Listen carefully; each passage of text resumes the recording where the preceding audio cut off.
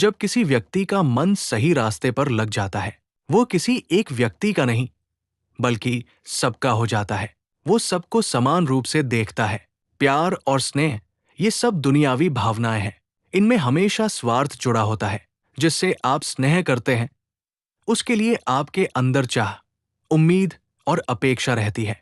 इसी कारण जब वही व्यक्ति आपके खिलाफ होता है, तो आपको दुख और पीड़ा होती है। जितना गहरा प्यार होता है, उतना ही ज्यादा दुख भी होता है। लेकिन दया और मित्रता व्यक्ति को समझदार और शांत बनाती है, क्योंकि इन भावनाओं में कोई स्वार्थ या उम्मीद नहीं होती।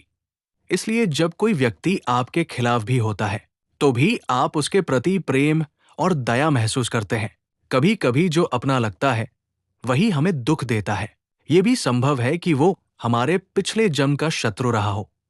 भगवान बुद्ध के समय में अरिहंत कात्यायन नाम के एक भिक्षु के साथ एक ऐसी घटना घटी थी। एक दिन वे गंगा किनारे ध्यान में मग्न होकर घूम रहे थे।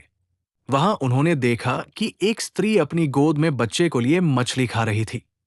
सामने एक कुत्ता बैठा था जो उसे परेशान कर रहा था। स्त्री ने गुस्से में पत्थर उठाकर कुत्ते को मार भगाया। ये दृश्य देखकर कात्यायन मुस्कुरा पड़े। उन्होंने अपनी ध्यान दृष्टि से जाना कि पिछले जन्म में ये मछली उस स्त्री का पिता था, कुत्ता उसकी माता थी, और उसकी गोद में जो बच्चा था, वो उनके द्वारा मारा गया कोई शत्रु था जिसने अब जन्म लिया था। इस दृश्य ने उन्हें गहराई से सिखाया कि कोई भी संबंध स्थायी नहीं होता।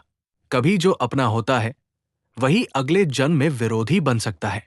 इसलिए मनुष्य को सबके प्रति समान दृष्टि रखनी चाहिए। इसी प्रकार महात्मा योगी मिलारेपा ने कहा था, शुरुआत में बच्चा माता पिता की आंखों का तारा होता है।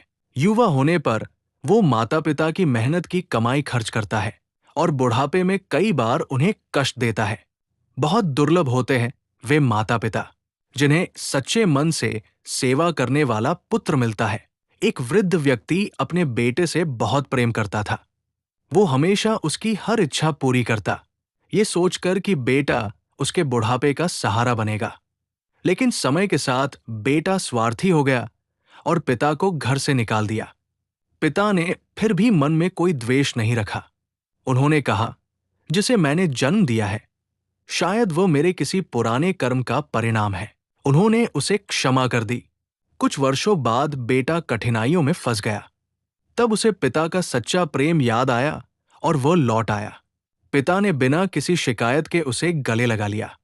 ये सच्चा उदाहरण दिखाता है कि बदले की भावना छोड़कर जो क्षमा करता है, वो सबसे महान बन जाता है। एक गांव में दो मित्र रहते थे। दोनों में गहरा प्रेम था, पर एक दिन किसी गलत फहमी के कारण झगड़ा हो गया।